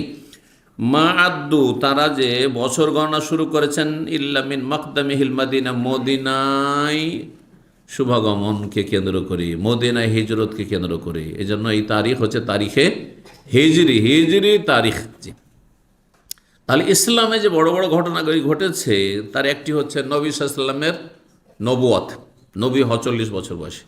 আর একটি হচ্ছে নবী সাল্লাল্লাহু আলাইহি ওয়াসাল্লামের ইন্তেকাল, আর একটি হচ্ছে নবী সাল্লাল্লাহু আলাইহি ওয়াসাল্লামের হিজরত মাঝখানে, তাই না? আর একটি হচ্ছে নবী সাল্লাল্লাহু আলাইহি ওয়াসাল্লামের মক্কা বিজয়, আর একটি হচ্ছে বদরের প্রথম জেহাদে বিজয়। এগুলি বড় বড় ঘটনা, তাই না? মক্কা বিজয়কে কেন্দ্র করেননি, সব কোনোটাই কম নাই কিন্তু, তাই না? বদরের যুদ্ধ, ইয়াউমুল ফুরকান, ইয়াউমুল তাকাল জামান, আল্লাহ ইয়াউমুল ফুরকান, হক বাতিলের মাঝে পার্থক্য হয়ে গেছে। কাফেরদের বড় বড় নেতাগুলি নিধন হয়েছে, জাহান্নামে পৌঁছেছে, এবং কাফেররা বহুবার এখন চিন্তা করতে বাধ্য, আরে এত সহজ নয় যত সহজ মনে করছিলাম, তাই না? কিন্তু তারপর তো বদরকে কেন্দ্র করে তারিখ শুরু করা হয়নি। আচ্ছা, আর একটি বিষয়, নবী সাল্লাল্লাহু আলাইহি ওয়াসাল্লামের জন্ম তারিখ, জন্মের বছর, সেটাকেও কেন্দ্র করেও করা হয়নি। যেমন আপনার বলা হচ্ছে ইংরেজি তারিখ সম্পর্কে, তারিখ মিলাদি, মিলাদ কেন বলা হচ্ছে? কারণ ঈসা আলাইহিস সালামের জন্ম দিবসকে কেন্দ্র করে এই শুরু করা হচ্ছে 2025 বলা হচ্ছে, কিন্তু তারও তো সত্যতার কোনো হদিস নেই। 25শে ডিসেম্বর যে ঈসা আলাইহিস সালামের জন্ম, এর কোনো দলিল প্রমাণ তাদের কাছে নেই। তাদের ভ্যাটিকানের বড় যে পোপ, তিনি ঘোষণা করে দিয়েছেন যেগুলো সব কুসংস্কার, বলেছে কুসংস্কার। এই বছরের সোশ্যাল মিডিয়াতে এসে ভিত্তিহীন। যেমন বেদাতি সমাজে 12 রবিউল আউয়াল নবী সাল্লাল্লাহু আলাইহি ওয়াসাল্লামের জন্মদিবস, কিন্তু তাদের অনেক গবেষক বলেছেন না, এর কোনো দলিল নেই, কারণ মেলা ইখতলাফ রয়েছে। একজন মানুষ যখন সাধারণ সমাজে জন্ম নেই, তখন তাও সেই যুগে, আজকালকার যুগে নেই, যে যুগে বার্থ রেজিস্ট্রেশন হচ্ছে, জন্ম নিবন্ধন হচ্ছে, আজকাল না হয়, সেই যুগে কেন যাবেন? আমাদের যুগে, আমাদের যুগে আমাদের মা, খালা, কেউ বাবা, দাদা, চাচারা শিক্ষিত ছিল। তারপরে কোন তারিখে জন্ম, কোন দিনে জন্ম, কোন মাসে জন্ম, এগুলো কেউ লিখেও রাখেনি, মনেও রাখেনি। আর কোনো বার্থ সার্টিফিকেটও ছিল না, বুঝছেন না? শুধু আমার আম্মা রাহমাহুল্লাহ, আমার কৌতূহল একটু বড় যখন হইলাম, পড়াশোনা করে, বলতো আম্মা একটু বলেন তো আমার জন্মটা কোন মাসে? তখন বলছে যে বাবা, তোমার জন্ম কোরবানির ঈদের 2-3 দিন আগে, 3 দিন আগে। তো ওখান থেকে ধরেছি যে 3 দিন আগে যদি দেশে হয়, তাহলে এখানে সৌদি আরবের হচ্ছে 2 দিন আগে। তার মানে হয় ইয়াউমুত তারবিয়া, ইয়াউমুত তারবিয়াতে হবে 8 তারিখে, আর না হলে ইয়াউমে আরাফাতে হবে। ব্যাস এতটুকু জানি, কিন্তু কোন সাল তাও না জানা ছিল না। ইংরেজি কত তারিখ তাও জানা ছিল না। তো আজকাল ইংরেজি কনভার্ট করা যায় আবার। আপনি একটা তারিখ জানলে অন্য একটা তারিখ আপনি শেখ গুগলকে একটু রিকোয়েস্ট করেন, দিয়ে দিবে আপনাকে, বুঝছেন না? আজকাল গুগল শেখ, সবারই শেখ, কিন্তু শুধু আপনাদের না, শেখদের শেখ একবার। জি, একটা সম্মেলন ছিল কলকাতায়, একই বিষয়ের ওপর বক্তব্য চলছে, একজন উর্দু বক্তা গেছে আর একজন বাংলা বক্তা গেছে, আর 2 শেখই গুগল শেখ থেকে নিয়েছে আর একই সাইট থেকে নিয়েছে। সুবহানাল্লাহ। আর দুইজনের বক্তব্য একই রকম হয়ে গেছে, লা হাওলা ওয়ালা কুওয়াতা ইল্লা বিল্লাহ। যারা ওখানে ছিল শিক্ষিত লোকেরা পরে আমার কাছে বর্ণনা করলো, আমাকেও ডেকেছিল তাতে, কিন্তু আমি যাইনি। তো যাই হোক, অনেক আগের কথা বলছি, আজকে থেকে 15 বছর আগের কথা। তো সুবহানাল্লাহ, এই জন্য শুধু শেখ গুগলের ভরসা করে কোনো দায়ী বা কোনো আলেম যেন ওয়াজ না করে বেড়ায়, নাহলে মানুষের কাছে ছোট হয়ে যাবে। কথা বলছেন, শেখ গুগল থেকে কিছু হেল্প নেন আপনি, কিন্তু আপনি নিজের বিবেক বুদ্ধি খাটান, কিছু তাতে কি করেন, হ্যাঁ কিছু কমান, কিছু বাড়ান, কিছু সংযোজন করেন, কিছু কমতি করেন, ইত্যাদি ইত্যাদি। তাহলে মানুষ টের পাবে না। তারপরে ভূমিকা আপনার হবে, হ্যাঁ সমাপ্তি আপনার হবে, উপস্থাপনার পদ্ধতি আপনার হবে।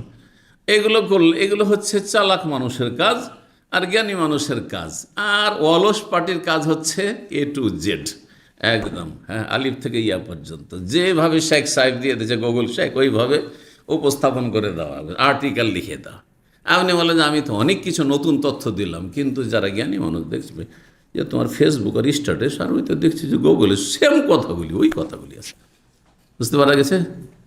আপনি কোনো সম্মান পাবেন না মানুষের কাছে। মেহনতি লোকের সম্মান পেয়েছে, যারা পরিশ্রম তাদের সম্মান পেয়েছে, জি, কারণ তার কাছে কিছু মাল মশলা ম্যাটেরিয়াল পায় মানুষের, জি। তো যাই হোক, তো রাসূলুল্লাহ সাল্লাল্লাহু আলাইহি সাল্লামের হিজরতকে কেন্দ্র করে সাল গণনা কেন শুরু হলো, বিষয়টি নিয়ে চিন্তার প্রয়োজন রয়েছে, গবেষণার প্রয়োজন রয়েছে, জি। কারণ হিজরতের মাধ্যমে যে বিপ্লব এসেছে, সেই বিপ্লব অন্য কোনো কিছুতে আসেনি। নবী সাল্লাল্লাহু আলাইহি সাল্লামের জন্মই বলেন আর ইন্তেকালই বলেন, আর নবী সাল্লাল্লাহু আলাইহি সাল্লামের মক্কা বিজয়, মানে মক্কা বিজয়ের মাধ্যমে একটা পরিবর্তন আসলেও ওই পরিবর্তন যেটা হিজরত থেকে শুরু হয়েছে। যখন পাশাপাশি রাখবেন, দুটোকে তুলনা করবেন, হিজরত করে আসা মানে নিরাপদ স্থানে রাসূলুল্লাহ সাল্লাল্লাহু আলাইহি ওয়াসাল্লামের চলে আসা, হিজরত করে আসা মানে কিছু নিষ্ঠাবান মুখলেসিন, আন্তরিক ইসলামের জন্য, হ্যাঁ এদেরকে পেয়ে যাওয়া পাশে, এবং এমন একটি স্থান থেকে এখন কার্যক্রম পরিচালনা করা বাতিল শক্তির বিরুদ্ধে, ইত্যাদি ইত্যাদি। যদি এই বিষয় নিয়ে আলোচনা করা যায় তো অনেক সময়ের প্রয়োজন। যাই হোক, এই জন্য ওমর রাদিয়াল্লাহু তাআলা আনহু জামানায় যখন যারা বিশিষ্ট সাহাবাই কেরাম শুরার, তাদেরকে নিয়ে পরামর্শ করলেন ওমর রাদিয়াল্লাহু তাআলা আনহু যে আমাদেরকে একটা তারিখ শুরু করতে হবে। কারণ একদিকে আপনার ল্যাটিন ভাষীদের, মানে পশ্চিমাদের, তাদের তারিখ রয়েছে আপনার আপনার যেটা আপনার খ্রিস্টাব্দ, আর একদিকে রয়েছে পার্সিয়ানদের, ওই আপনার ভারতের মতো, যেমন বৈশাখ থেকে নিয়ে চৈত্র পর্যন্ত এইগুলো তাদের ছিল, বেশ কিছু রয়েছে, সেগুলি নেওয়া যাবে না, যেহেতু সেগুলি বিজাতির। তাহলে আমরা একটি উম্মাত, এবং খায়র উম্মাত, শ্রেষ্ঠ উম্মাত, সুতরাং আমাদের স্বতন্ত্র তারিখ সাল থাকতে হবে। আর সেটা কোথা থেকে শুরু করা উচিত, তারপরে চূড়ান্ত সিদ্ধান্ত হলে সেটা নবী সাল্লাল্লাহু আলাইহি ওয়াসাল্লামের হিজরতকে কেন্দ্র করে করা হোক, জি। এগুলি হচ্ছে ওমর রাদিয়াল্লাহু তাআলা আনহুর যে ইসলামের খেদমত, তার অন্যতম খেদমত এটি। 3935 নম্বর হাদিস বর্ণনা করেছে আয়েশা রাদিয়াল্লাহু তাআলা আনহা, বলছেন যে ফরজাতে সলাত রাকাতাইন, প্রথম যখন সলাত ফরজ হয়েছিল মেরাজে, আর মেরাজ হয়েছে নবী সাল্লাল্লাহু যখন মক্কায় ছিলেন, 2 রাকাত করে ফরজ হয়েছিল। সুম্মা হাজারান নবী, তারপরে নবী সাল্লাল্লাহু হিজরত করলেন, ফরজাত আরবান, তারপরে 4 করে দেওয়া হলো, 4 রাকাত বিশিষ্ট সালাতগুলিকে। তার ফজরটা থেকে গেছে, ফজরটা ওই 2 থেকেছে, কি করা হলো, তাহলে জোহর 4 করা হলো, আসর 4 করা হলো, এশা 4 করা হলো।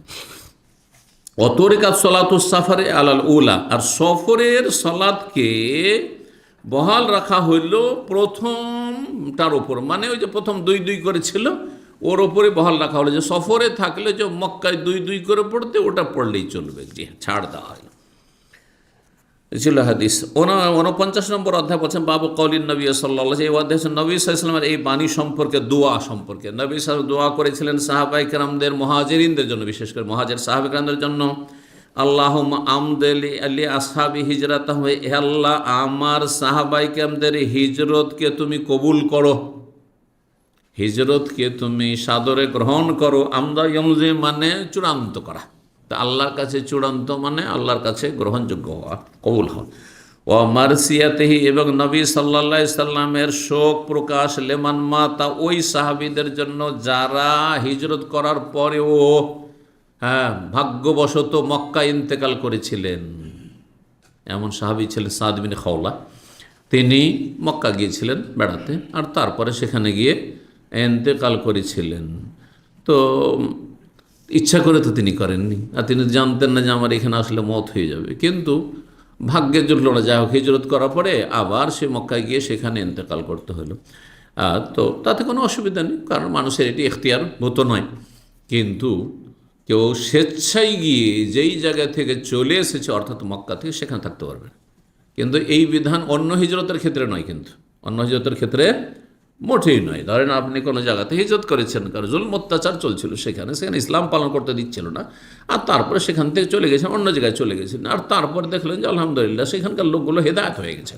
অনেক বেদাতি এলাকা আছে, বেদাতি এলাকাতে আপনাকে ওদের মতো চলতে হবে, ওদের সমস্ত শিরক বিদাতে উপস্থিত হইতে হবে, ওদের মাজারে চাঁদা দিতে হবে, ওদের ওরসে চাঁদা দিতে হবে, ওদের মেলাদে শরিক হইতে হবে, ওদের সবাই বরাতে আল্লাহর উড়িতে শরিক হইতে হবে। না হলে আপনার বসবাস করুন, ওদের পীর আসবে, তা সেখানে আপনাকে উপস্থিত হইতে হবে, সমস্ত শিরক আর বিদাতে আপনাকে অংশ নিতে হবে। আপনি সেখানে হিজরত করেছেন, 2, 4, 5 বছর, 10 বছর বা 50 বছর পরে দেখা গেল যে তারা সবে মাশাআল্লাহ সেই আকীদার অনুসারী হয়ে গেছে। ফিরে যেতে পারবেন না, কোনো অসুবিধা নেই, ফিরে যেতে পারবেন না। কিন্তু এই হুকুম শুধু মক্কার জন্য ছিল। আমর ইবনে সাদ ইবনে মালিক বর্ণনা করছেন তার পিতা থেকে, মানে সাদ বিন মালিক থেকে। সাদ বিন মালিকই হচ্ছেন সাদ বিন আবি ওয়াক্কাস। সাদ হচ্ছেন আবু ওয়াক্কাসের ছেলে। আবু ওয়াক্কাস তো কুনিয়াত, তো আবু ওয়াক্কাসের নাম ছিল মালিক, আবু ওয়াক্কাসের নাম ছিল মালিক। কিন্তু দেখেন কুনিয়াতটাই জানছি আর নাম জানছি না। জি, আবু আইয়ুব আনসারী সবাই জানছেন, নাম জানেন কেউ? দেখি এখানে কেউ জানে কিনা, আল্লাহর বান্দা আছে। খালেদ বিন যায়েদ কেউ জানেন না। আবু বকর সিদ্দিক কুনিয়াত তো সবাই জানেন, কিন্তু নাম জানেন, 2-1 জানেন অন্তত। কি নাম? আব্দুল্লাহ। বাপের নাম? কুনিয়াত আবু কুহাফা, কিন্তু আবু কুনিয়াত নাম কি? ওসমান, আবদুল্লাহ বিন ওসমান, আবদুল্লাহ বিন ওসমান। জি, জানার শেষ নেই। তাই আমের হচ্ছেন সাদ বিন আবি ওয়াক্কাসের ছেলে। সাদ আবু ওয়াক্কাসের নামই হচ্ছে মালিক। আদানিন নবী, তিনি বলছেন সাদ বিন আবি ওয়াক্কাস একবার অসুস্থ হয়েছিলেন, মারাত্মক অসুস্থ হয়েছিলেন, একেবারে মক্কা গিয়ে অসুস্থ হয়েছিলেন। নবী সাল্লাল্লাহু আলাইহি ওয়াসাল্লাম আমাকে দেখতে আসলেন, রোগীর পরিচর্যা করতে যাওয়া বা রোগীর খোঁজ খবর নিতে যাওয়া, এই আদত করতে আসলেন। আমা হাজ্জাতুল ওয়াদায়, বিদায় হজের বছর, বিদায় হজে গেছেন 10ম হিজরিতে। আর মিম্মারাজিন, এমন অসুস্থ হয়েছিলেন, তিনি বলছেন যে আশফাইতু মিনহু আলাল মউত, যাতে আমি মৃত্যুর দ্বার প্রান্তে পৌঁছে গেছিলাম। আশফা মানে কারবা, আমি মরণের কাছাকাছি, মানে মৃত্যু মুখে পতিত হয়ে গেছিলাম, মরো অবস্থা, বাঁচব না আর। দেখতে আসলেন নবী সাল্লাল্লাহু আলাইহি ওয়াসাল্লাম যে সাদ বিন আবি ওয়াক্কাস আর বাঁচবে না। বলছেন যে ফাকুলতু ইয়া রাসূলুল্লাহ, আমি বললাম হে আল্লাহ রাসূল, বালাগাবি মিনাল ওয়াজায়ে মা তারা, আমার রোগের অবস্থা আপনি তো দেখতেই পাচ্ছেন যে কত আমি সিরিয়াস হয়েছি। ওয়া আনা যু মালিন, আমি হচ্ছি ধনবান ব্যক্তি, বড় পয়সাওয়ালা মানুষ ছিলেন। জি, ওয়ালা ইয়ারসুনি ইল্লা ইবরাতুল্লি ওয়াহিদা, আর আমার একটি কন্যা ছাড়া কোনো ওয়ারিস উত্তরাধিকারী নেই, একটি মেয়ে শুধু। এক মেয়ে কত পাবে দেখি? হ্যাঁ, এক মেয়ে, শুধু এক মেয়ে আছে, অর্ধেক পাবে। 2 বা ততোধিক যদি হয় তাহলে 2/3 অংশ পাবে। পুরো ধন সম্পদ মেয়েরা নিতে পারবে না। যদি আপনার 50টা মেয়ে আছে, একটাও ছেলে সন্তান নেই, তাহলে ওই 2/3 অংশতেই তাদের ভাগ বসবে। 1/3 অংশ আর কেউ পাবে, যদি আপনার বাবা বেঁচে থাকে সে পাবে, বাবা নেই, হ্যাঁ কে আছে? ভাই আছে, ভাই পাবে, ভাই নেই ভাতিজা আছে, ভাতিজা পাবে। জি, বঞ্চিত করা যাবে না, আল্লাহ ভাগ করে দিয়েছে, তাদের নসিব। বলছেন এক মেয়ে আছে, এত ধন সম্পদ আছে, তো আফা আতাসাদ্দাকু বিসুলুসাই মালি, আমার ধন সম্পদের 2/3 অংশকে আমি সাদকা করে দিতে পারবো? এত রেখে করবো কি? তাহলে 2/3 অংশ সাদকা করে দিই। কালাল্লা না, কাল আফা আতাসাদ্দাকু বিশাতরিহি, অর্ধেক সাদকা করতে পারবো? কালাল্লা না, কাল আসুলুস 1/3 অংশ। নবী সাল্লাল্লাহু আলাইহি ওয়াসাল্লাম ওয়াসুলুসু কাসীর, 1/3 অংশ যে দান করবে বা ওসিয়ত করবে সেটাই অনেক। তাহলে ছেলে মেয়েদেরকে একেবারে অভাবী রেখে যাওয়া এটা ঠিক নয়। আর ওসিয়তের ক্ষেত্রে 1/3, এখানে ওসিয়তের কথা মূলত রয়েছে, এখানে যদিও সাদাকার কথা রয়েছে, কিন্তু প্রসিদ্ধ যে হাদিস তাতে রয়েছে যে ওসিয়ত, আর ওসিয়ত 1/3 বেশি, 3/1 বেশি করা জায়েজ নয়। সাদাকা সুস্থ অবস্থায় যদি হয় তাহলে আপনি পুরো ধন সম্পদ সাদাকা করতে পারেন। যেমন আবু বকর সিদ্দিক রাদিয়াল্লাহু তাআলা আনহু নবী সাল্লাল্লাহু আলাইহি ওয়াসাল্লাম যখন ইসলামের জন্য দান করতে বললেন, কি করেছিলেন?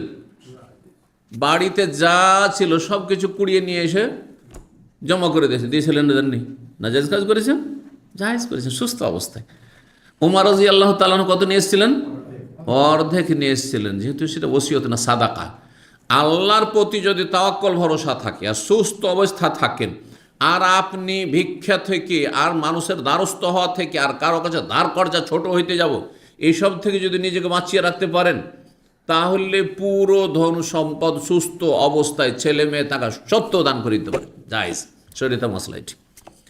কিন্তু জায়েজ হইলেও উত্তম নয়। উত্তম হচ্ছে ছেলে মেয়েদের জন্য কিছু রেখে যাওয়া, কিছু রাখেন সুস্থ হইল।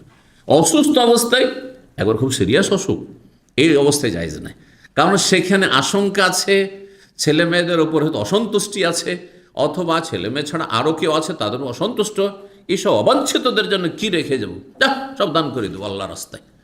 কিন্তু আপনি তো আল্লাহর রাস্তায় কিসের জন্য দান করছেন? কারো পক্ষ থেকে কষ্ট পেয়েছেন সেই জন্য, অথবা কারো ক্ষতি করার জন্য, বুঝা গেছে না? সেই জন্য জায়েজ নয় তখন। জি।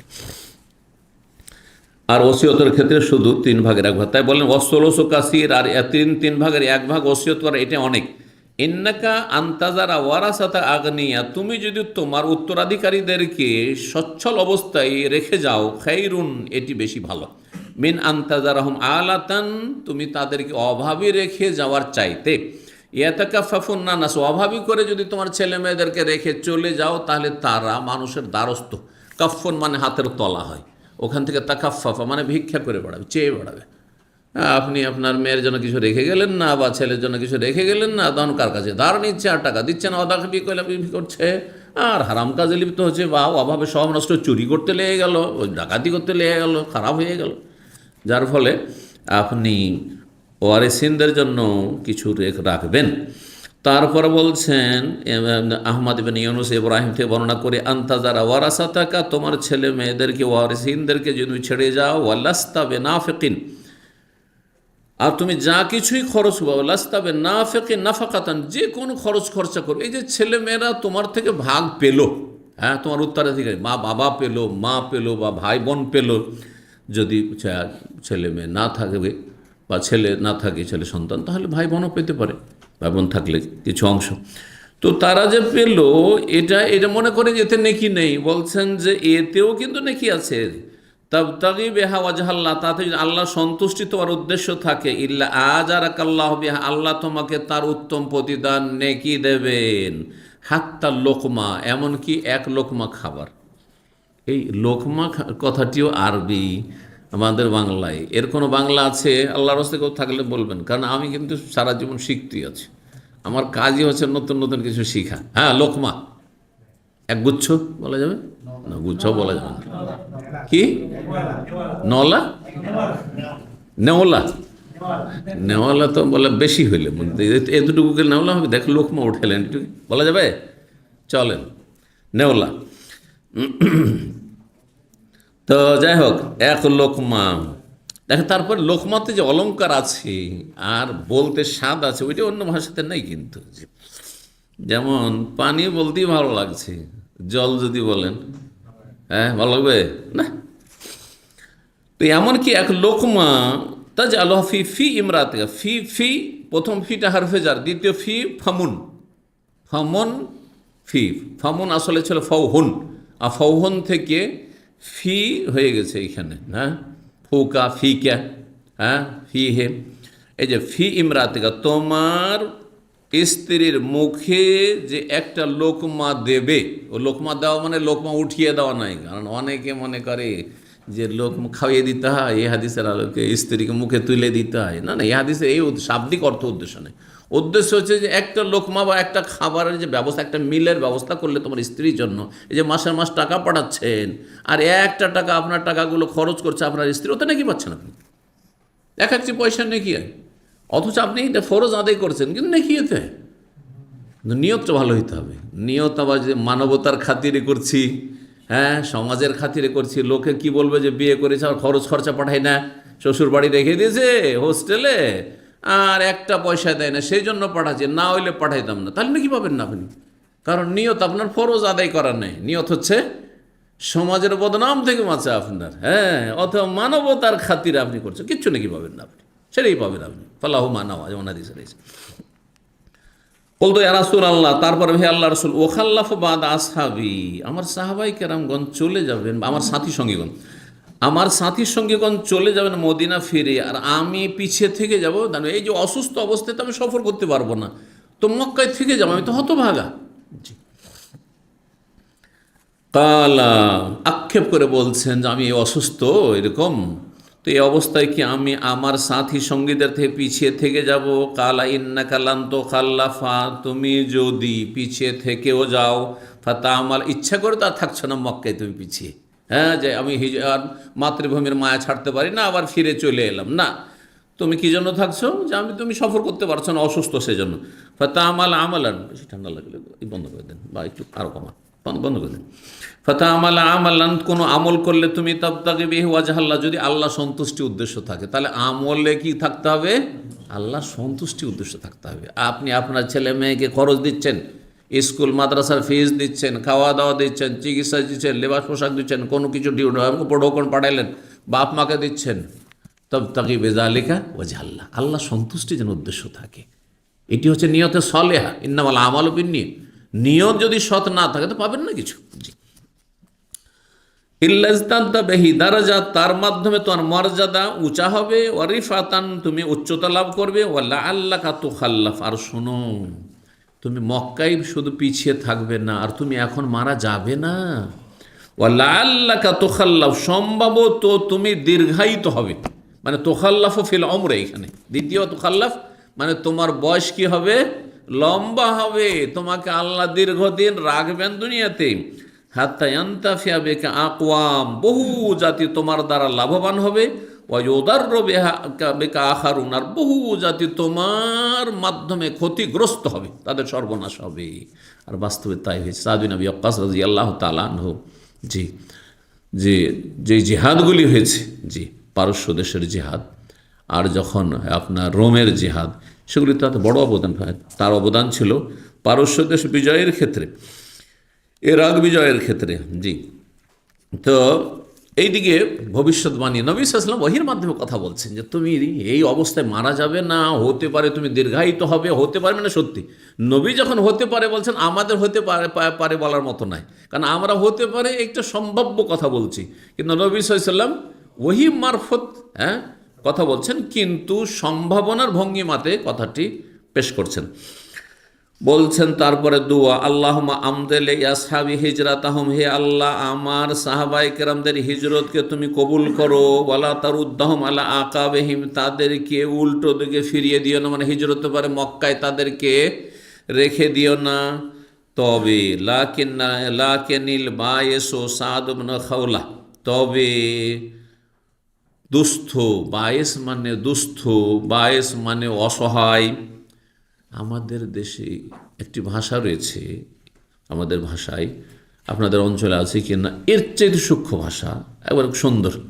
দুস্থ বললাম, অসহায় বললাম, এগুলো সুন্দর বাংলা। কিন্তু আরেকটি ভাষা আছে বেচারা। বেচারা বুঝেন তো?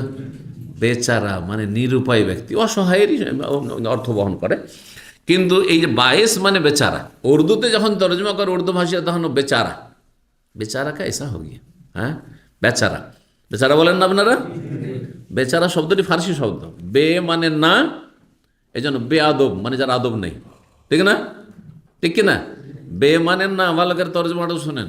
আর চারা মানে উপায়, মানে যার কোনো উপায় নেই, নিরুপায় ব্যক্তি। জি। তো বলছেন যে লাকিনিল বায়েস, তবে অসহায় বা বেচারা সাদ বিন খাওলা, এই ব্যক্তি মক্কা গিয়ে হঠাৎ করে মারা গেছিলেন। মুহাজির, মক্কাতে হিজরত করে মদিনা আসলেন, আর তারপরে কোনো কাজে গেছিলেন মক্কা, আর মক্কা যাওয়ার পর সেখানেই ইন্তেকাল হয়ে গেছে। সাদ বিন আবি ওয়াক্কাসের ইন্তেকাল হয়নি, দীর্ঘদিন তারপর বেঁচেছেন আর ইসলামের খেদমত করেছেন। তো যখন তিনি মারা গেলেন সাদ বিন খাওলা, ইয়ারসি লাহু রাসূলুল্লাহ সাল্লাল্লাহু আলাইহি ওয়াসাল্লাম, রাসূলুল্লাহ সাল্লাল্লাহু আলাইহি ওয়াসাল্লাম তার জন্য শোক প্রকাশ করলেন। আনতুফিয়া বে মক্কা, যে সেই মক্কায় কি হয়েছে, এন্তেকাল করেছে। আক্ষেপ করেছেন রাসূলুল্লাহ সাল্লাল্লাহু আলাইহি ওয়াসাল্লাম যে বেচারা মক্কাতেই এন্তেকাল করে গেল। তো এখানে আজকের আলোচনা শেষ করছি। ওই ইব্রাহিম তাইমি বর্ণনা করেছেন আন্তাজারা ওয়ারাসাতাকা, শব্দের পার্থক্য সেখানে রয়েছে ইন্নাকা আন্তাজারা ওয়ারাসাতাকা, আর এখানে তিনি এভাবে ইব্রাহিম বর্ণনা করেছেন, কোনো রেওয়ায়তে অন্যভাবে রয়েছে আর কি। তাদা তাদা তাজারা তাদা দুটোর মানে হচ্ছে ছেড়ে যাওয়া।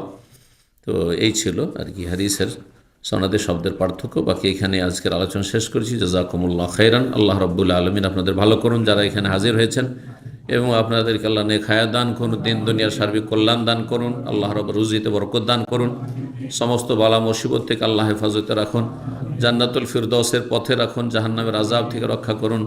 আল্লাহ রাব্বুল আলামিন এই নেকির মজলিসে যেমন আমাদেরকে একত্রিত হওয়ার তৌফিক দান করেছে, জান্নাতে যেন এইভাবে একত্রিত হওয়ার তৌফিক দান করেন। ওয়া সাল্লাল্লাহু আলা নবিয়িনা মুহাম্মদ ওয়া আলা আলিহি ওয়া সাহবিহি আজমাইন।